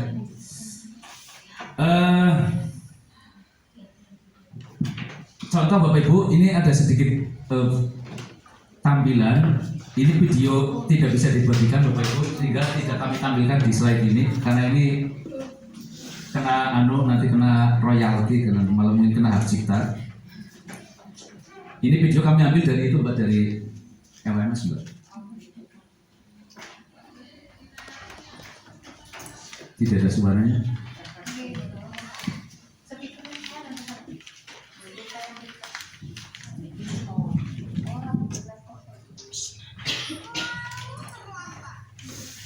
Kamu deh, pasti terlambat. Maaf Bu, saya Apa? Apa coba? Alasan kamu apa lagi? Kapan Contoh posisi kontrol. Ini guru, ini siswa alasan terlambat. kalian aku jadi anak? saya Dasar pemalas. Gak kapok-kapok sih kamu. Sudah berapa kali terlambat? Sana, kamu keliling Ini berarti lapangan posisi basket 2 kali. penghukum, apa ya, saya posisi harus ke penghukum. depan Mbak? Kira-kira seperti ini, ibu, bapak penghukum. Berani-beraninya jawab. Sudah terlambat, masih berani jawab pula. Sekarang, keliling lapangan sekalian. Cepat. Baik, berikutnya kita skip. Nah ini penghukum Bapak Ibu, seorang penghukum bisa menggunakan hukuman fisik maupun verbal. Tadi kebetulan ibu-ibu sih dari verbal, wajahnya merah, marah, melotot gitu ya. Orang-orang yang menjalankan prinsip hukum senantiasa mengatakan bahwa sekolah merupakan sistem atau alat dan seterusnya. Ini perkataannya biasa seperti patuhi aturan saya, awas, kamu selalu salah, selalu ini intinya menyalahkan terus. Kemudian berikutnya adalah untuk membuat merasa bersalah.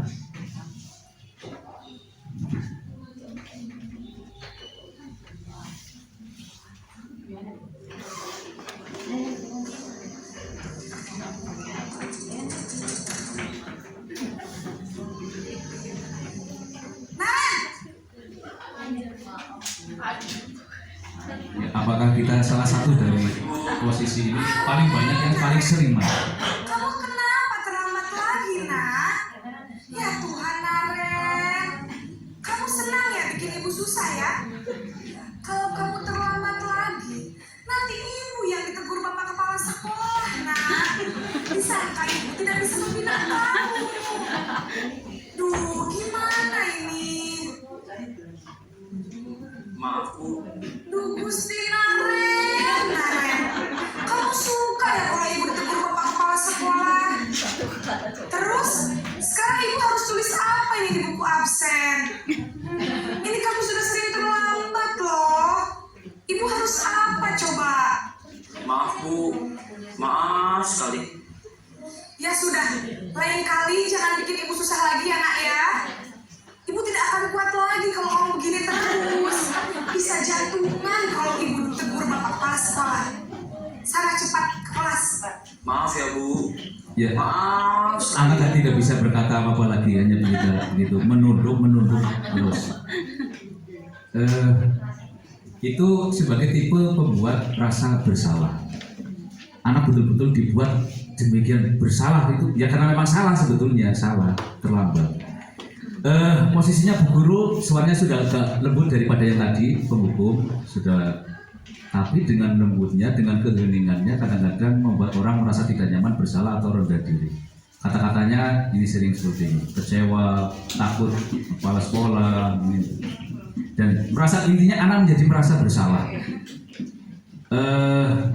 Kalau anaknya ini mungkin anak putri, mungkin bisa menangis tadi yang menjadi anunya anak putri. Iya. Kemudian ini contoh yang sudah sangat melunak lagi.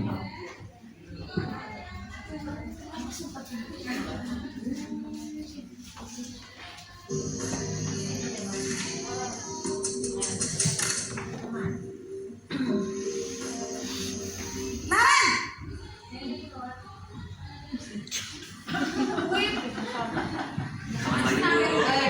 Wah, sudah jam berapa nih nak? Terlambat lagi ya sayang. Please, ibu saya lupa bangunkan saya Bu.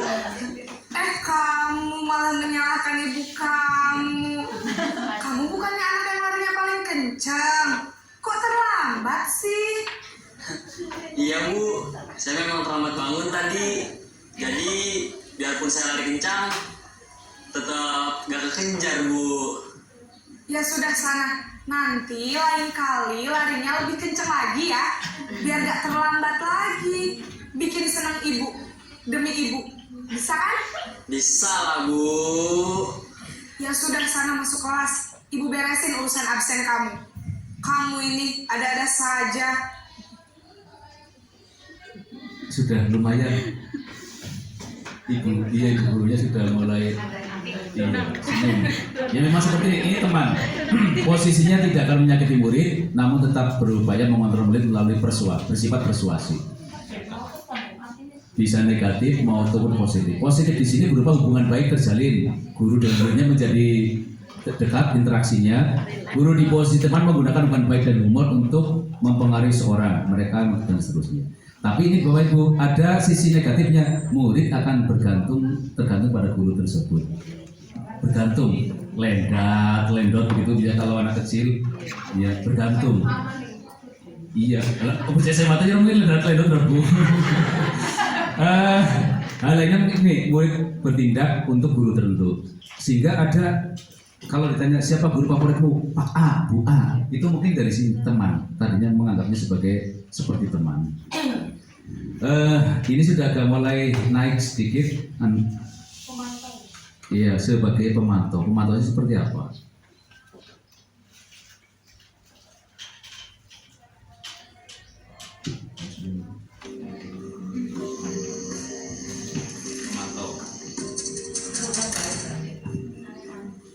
Pemantau itu pegang buku daftar.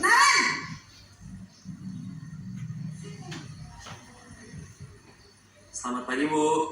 Naren, apa peraturan sekolah kita tentang jam berapa kita harus masuk sekolah, nak? Kita harus di sekolah jam 7 Bu. Minimal Iya sudah ada betul, dialog. sekarang sudah jam 7.20. Naren sudah tahu konsekuensinya jika terlambat hadir. Paham Bu. Saya harus tinggal kelas pas jam istirahat selama 20 menit. Iya benar, konsekuensinya demikian. Jadi nanti jam 9.30 pas istirahat, kamu harus tinggal di kelas, kerjakan tugas tambahan untuk ketertinggalan kamu, ya? Baik Bu. Baik, kita langsung naik. Terakhir, Bapak Ibu, yang terakhir ini yang ideal manajerial.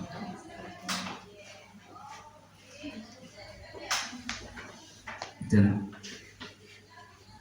idealnya seperti ini, tapi pelan-pelan mungkin bisa kita lakukan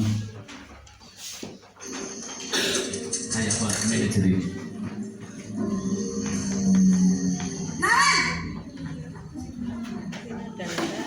Kasusnya masih sama, cuma cara memposisikan dirinya. Selamat pagi, Naren. Guru ini bagaimana? Maaf Bu, saya terlambat. Iya, sekolah masuknya jam 7, sekarang sudah jam 7.20.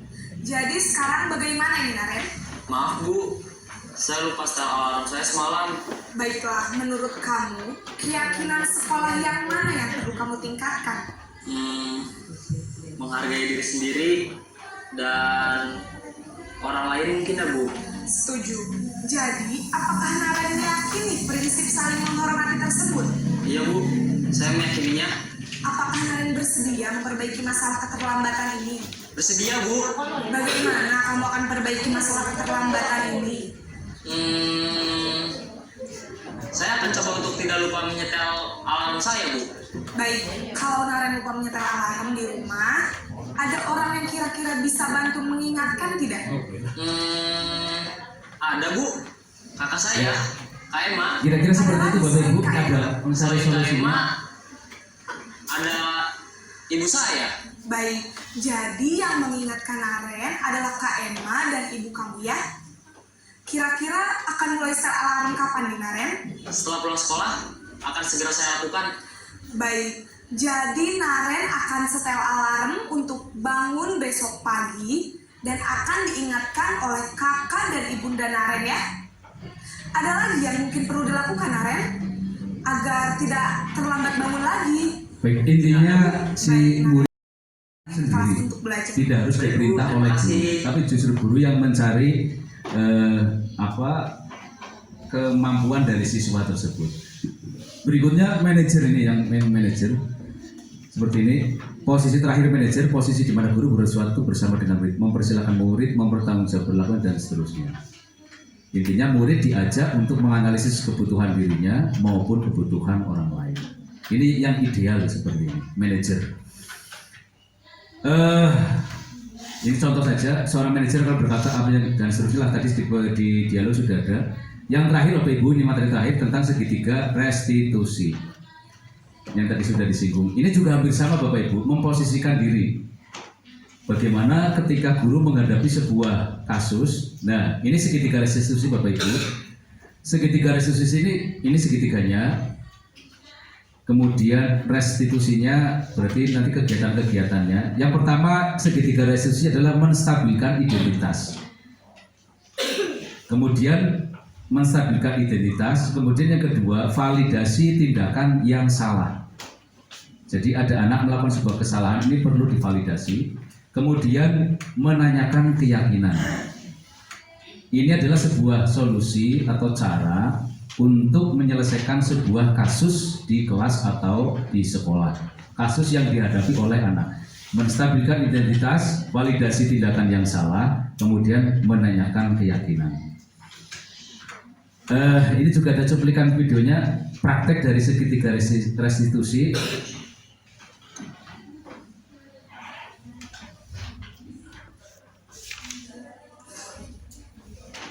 Siang Pak. Sudah lama nggak ketemu Sarah? Kenapa hari ini ada di sini? Kesel Pak, kesel banget. Masa aku dikatain tukang fitnah Pak? Ya aku marah lah. Aku balik ngatain Eka di depan kelas. Kesel banget. Oh begitu. Ya pasti kamu marah dan kesal. Bapak juga akan marah apabila ada yang menuduh Bapak seperti itu. Kemudian pada saat itu kamu mau melakukan apa? Ya saya langsung ngatain Eka lah Pak. Kesel banget. Saya bentak-bentak dia depan teman-teman lain. Oh begitu. Pasti kamu melakukan seperti itu karena suatu alasan tertentu bukan? Iyalah, masa saya diam saja Pak? Ya saya bela diri lah. Masa saya dituduh tukang fitnah? Ya wajarlah.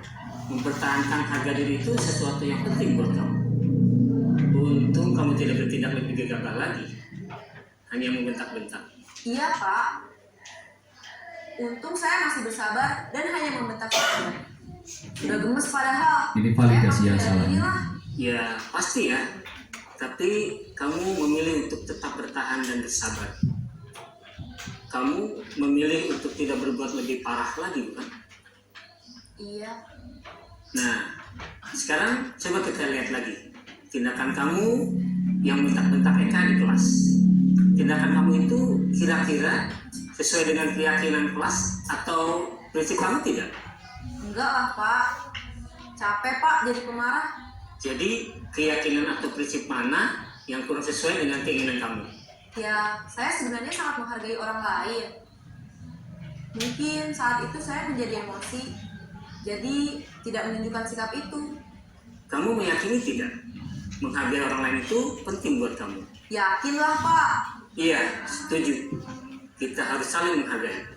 Namun, ada juga keyakinan yang kita sepakati. Baik Bapak Ibu, kita cukupkan sekian saja sampai materi ini yang terakhir, segitiga restitusi. Kesimpulannya, dalam segitiga restitusi ini ada 3 langkahnya. Yang pertama, menstabilkan identitas, validasi tindakan yang salah, kemudian menanyakan keyakinan. Ini penjelasannya tentang ini, validasi tindakan yang salah, kemudian yang terakhir menanyakan keyakinan.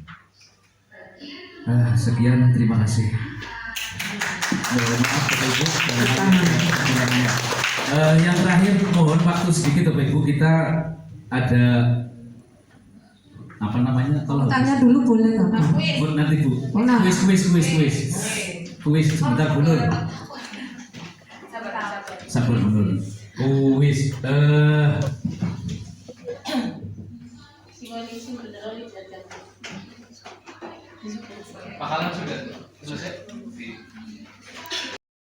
Mudah-mudahan bisa kita manfaatkan dan mudah-mudahan kita senantiasa bisa diberi kesehatan dan akan berusaha untuk menerapkan disiplin positif di sekolah kita masing-masing.